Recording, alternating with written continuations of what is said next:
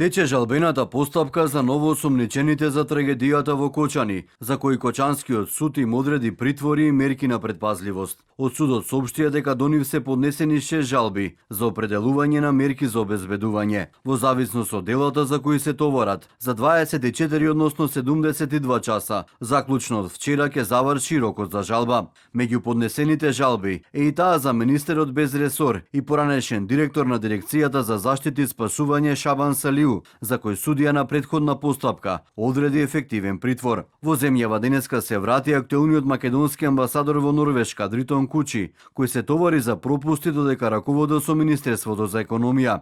Од обвинителството денеска посочија дека за него се бараат мерки за обезбедување на присуство, додека се води постапката.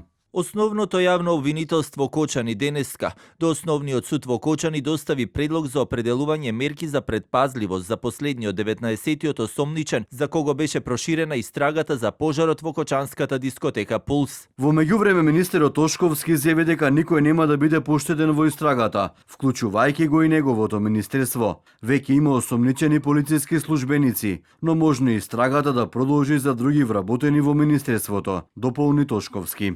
Е поднесена кривична пријава против 7 полициски службеници. До сега, за секој еден, за кој што ќе се најде доказ дека е причинско последично поврзан со предметниот кривично правен настан од аспект на исполнување на елементи на конкретно кривично дело, ќе биде соодветно процесиран. Во новите осомничени за трагедијата во Кочани се актуелниот директор на дирекцијата за заштита и спасување Џеват Селами, како и поранешниот Аднан Џаферовски. Осомничени се претходниците на Крешник Бектеши, екс-министрите за економија, Валјон Сарачини, Беким Незири и Дритон Кучи. Во истрагата се најдоа 20 државни секретари и 3 службени лица во Министерството за економија, како и 6 инспектори од пазарниот и градежниот инспекторат. Обвинителството најпрви им поведе постапка против 27 физички и 3 правни лица за тешки дела против општата сигурност. Со новата истрага и таа на обвинителството за организиран криминал, со која беа апфатени 7 полициски службеници во истрагата за трагедијата во Кочани, со апфатени вкупно 52 физички и 3 правни лица.